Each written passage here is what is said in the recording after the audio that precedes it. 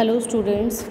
अब आपके fourth chapter में से एक टॉपिक रह गया था स्क्रैप का, डिफेक्टिव का और स्पॉइलेज का। स्क्रैप क्या है? देखिए, स्क्रैप एक incidental residue from certain type of manufacturing.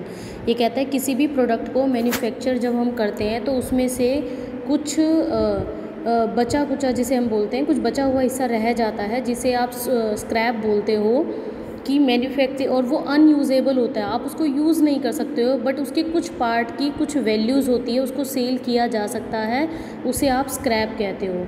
जो स्मॉल अमाउंट है, लो वैल्यू है, लाइक कारपेंटर है। कारपेंटर जब हमारे दरवाजे लगाता है,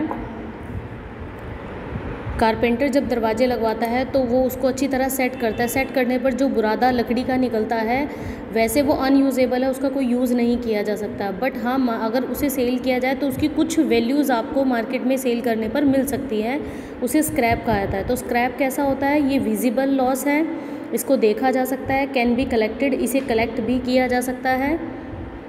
अनयूजेबल भी है, ये अनयूजेबल है बट इज़ सेलेबल है।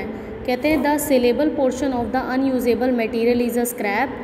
It is the material residue arising from a certain manufacturing process और operation that is measurable but has relatively low recovery value. इसकी बहुत कम रिकवरी वैल्यू होती है। तो कुछ ऐसी इंडस्ट्रीज़ है जहाँ पर इसको यूज़ किया जाता है, जैसे मेटल प्रोसेसिंग इंडस्ट्री है, उसमें ट्रिमिंग, बोरिंग और टर्निंग करते हुए बच जाता है। टिम्बर इंडस्ट्री है जिसमें ट्रिमिंग, शेविंग करते हुए बच जाता है। बहुत सारी ऐसी इंडस्ट्रीज़ है जिसमें कुछ वेस्ट बच जाता है। तो वेस्टेज और स्क्रैप में क्या डिफरेंस है? देखो, स्क्रैप तो विजिबल है, इसकी कुछ वैल्यूज़ होती है, बट जनरली वेस्ट की ना तो कोई रियलाइजेबल वैल्यू होती है और it is very nominal, whereas the scrap must necessary have a value. Scrap की वैल्यू होती है और वेस्टेज की नहीं होती। स्क्रैप विजिबल होते हैं और वेस्टेज विजिबल नहीं होते। कितने तरह के स्क्रैप होते हैं? लेस्टिमेट स्क्रैप, एडमिनिस्ट्रेटिव स्क्रैप और defective scrap. Legitimate scrap, it arise due to nature of operational process like turning, boring, punching.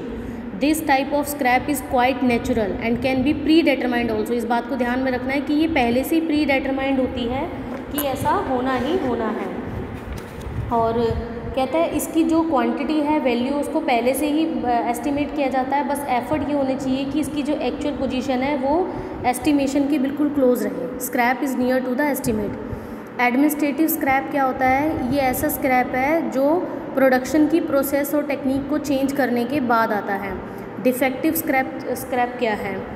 It arise on account of use of inferior quality of material, कि गलत तरह का material आप use कर रहे हो, worker जो है इनएफिशिएंसी से काम कर रहे हैं, मशीन सही से काम नहीं कर रही। इस तरह के जो एबनॉर्मल स्क्रैप होते हैं उनको आप डिफेक्टिव स्क्रैप कहते हो। इस स्क्रैप की ट्रीटमेंट की से कैसे की जाती है? कहता है if realisable value of normal scrap. अगर आपका नॉर्मल स्क्रैप है तो इसे प्रॉफिट एंड लॉस अकाउंट में क्रेडिटेड कर देंगे, जैसे अदर इनकम को क्रेडिट करते हैं। If the scrap value is considerable, the net sale proceed of scrap may be deducted from the material cost. अगर मटीरियल कॉस्ट में से स्क्रैप को घटा दिया जाए, यानी कि फैक्ट्री ओवरहेड में से लेस कर दिया जाए, तो इसके आप क्या करोगे? इसको स्क्रैप को फाइंड आउट करना पॉसिबल नहीं होता है क्योंकि आप इसको इवेल्युएट कर चुके होते हो। कहता है if overhead are charged on the basis of predetermined, if overhead are charge on the basis of predetermined rates, अगर ओवरहेड को प्री डेटरमाइंड रेट से चार्ज किया जाता है, it is more appropriate to credit and estimate allowances, क्योंकि आपको scrap को estimate values के बिल्कुल क्लोज में लेकर आना है। तो उसकी एंट्री क्या पास होगी? Scrap account debit to factory overhead control, क्योंकि एस्टिमेशन अलाउंसेस को फैक्ट्री ओवरहेड कंट्रोल से ही किया जा सकता है चार्ज। और सेकेंड एंट्री इसकी सेल रिलीज होने पर बनेगी cash account debit to scrap account, और लास्ट में एक्चुअल वैल्यू के साथ इसकी एंट्री हो जाएगी cash account debit to factory overhead control account. Third point कहता है if the scrap arising in one job may be used in other job, credit should be given to the job where scrap arise. मतलब जिस particular job या department से वो scrap arise हुआ है वहीं से वो स्क्रैप डेबिट होना चाहिए। फोर्थ कहता है in case of defective scrap the cost of it is debited to costing P&L account. अगर कोई डिफेक्टिव स्क्रैप पड़ा हुआ है तो उसे डेबिट कर दिया जाएगा कॉस्टिंग P&L अकाउंट से। अब बात करते हैं स्पॉइलेज क्या होता है। Spoilage represent that portion of processed work which has been spoiled in manufacture but which can be used again in manufacture as raw material और सोल्ड एज सेकेंड।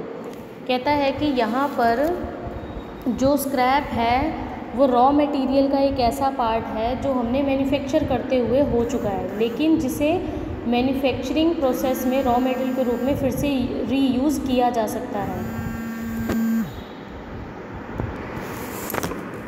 स्पॉइलेज एक ऐसी क्वालिटी का माल है, मतलब स्पॉइलेज का मतलब ये होता है कि मैन्युफैक्चर करते हुए जो बच चुका है वो किसी क्वालिटी और क्वांटिटी का नहीं रहता जिसे कबाड़ हम समझ लेते हैं, लेकिन उसकी कुछ ना कुछ वैल्यूज़ होती हैं। तो इसके फीचर्स क्या रहेंगे? It arise during manufacturing process, ये मैन्युफैक्चरिंग प्रोसेस के टाइम होता है। Cost of material labour overhead stand incurred on the spoilage up to the date of detection and withdrawal, कि जब तक माल को निकालते हैं तब तक उसकी मटेरियल लेबर और ओवरहेड काउंट होती है। The production is such that it does not meet the dimensional quality standard का नहीं होता, ये मैं पहले ही बता चुकी हूँ। Spoilage can not be repaired, spoilage को रिपेयर नहीं किया जा सकता, रेक्टिफाइड नहीं किया जा सकता। The spoilage is disposed of and sold as raw material as used up, कहता है इसे निपटारा मूल्य पर बेचा जा सकता है या फिर से रीयूज़ किया जा सकता है। अब कहते हैं यहाँ पर जो स्पॉइलेज है वो दो तरह की होती है, नॉर्मल स्पॉइलेज और abnormal spoilage.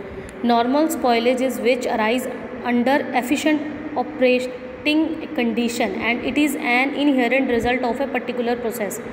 On the other hand, abnormal spoilage is that which is not expected to arise under efficient operating condition, जिसे ऑपरेटिंग कंडीशन से ठीक किया जा सकता है वो नॉर्मल है और जिसे नहीं किया जा सकता वो एबनॉर्मल है। अकाउंटिंग ट्रीटमेंट कैसे होगी? कहते हैं if the spoilage is normal the cost is borne by good unit of output, अगर वो नॉर्मल कंडीशन में स्पॉइलेज हुआ है तो गुड यूनिट ऑफ आउटपुट से चार्ज कर लिया जाएगा।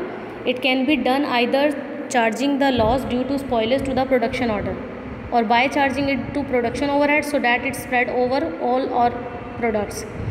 Any value released from spoilage is credited to production. Simple बात, अगर स्पॉइलेज नॉर्मल प्रोडक्शन का है तो इसे प्रोडक्शन अकाउंट को क्रेडिट कर दिया जाएगा। अगर एबनॉर्मल स्पॉइलेज हुई है तो इसे कॉस्टिंग P&L से चार्ज कर लिया जाएगा, जैसे पीछे हम कर रहे थे। If the normal spoiled units are used again as raw material in the same manufacturing process, अगर सेम मैन्युफैक्चरिंग प्रोसेस में इसको रीयूज़ किया जा सकता है तो नो नीड ऑफ ट्रीटमेंट, तो उसकी ट्रीटमेंट करने की ज़रूरत नहीं है। If the spoilage is used for any other process और job, proper entry is made on the basis of utility value of spoilage की कितनी एंट्री बची हुई है उसके हिसाब से। अब बात करते हैं डिफेक्टिव क्या होता है। The production that does not meet the dimensional quality standard, अगर आपकी प्रोडक्शन करते हुए वो स्टैंडर्ड क्वालिटी का नहीं रहता but which can B reworked subsequently bye additional grossing, कि कुछ बच गया और एडिशनल वैल्यू लगाने के बाद, पैसा लगाने के बाद वो ठीक हो सकती है, उसकी मार्केट में कुछ वैल्यू हो सकती है, that is known as defective. They arise due to defective materials, ये जो डिफेक्टिव्स हुआ है मतलब माल तो हमने अच्छी क्वालिटी का बनाकर भेजा था लेकिन डिफेक्टिव कोई क्यों आया, उसमें दोष क्यों निकला? हो सकता है मटेरियल सही ना हो, लोगों वर्कमैन ने काम अच्छी तरह ना हो, पुअर सुपरविज़न हो, रॉन्ग प्लानिंग करी हो, डिज़ाइन सही तरीके से नहीं किया हो, मशीन्स अपना काम सही तरीके से नहीं कर रही हो, तो ये डिफेक्शन के कोई कारण रह सकते हैं। अकाउंटिंग ट्रीटमेंट कैसे होगी डिफेक्टिव की? कहता है if defective can be identify with a specific job और department, the cost of rectification is charge to that specific job और डिपार्टमेंट। ओके, सेकंड कहता है if such identification is not possible, आप बता नहीं पा रहे हो कि वो जो डिफेक्टिव हुआ है वो किस कारण की वजह से हुआ है, तो उसको रेक्टिफाइड करने के लिए आपको फैक्ट्री ओवरहेड में उसको ऐड करना पड़ेगा। थर्ड पॉइंट कहता है if defective are due to abnormal causes, तो उसको अगर एबनॉर्मल कोसेज है अगेन पिछले की तरह उसको कॉस्टिंग P&L से चार्ज कर लिया जाएगा। थैंक यू, आज ही आपका चैप्टर ख़त्म हो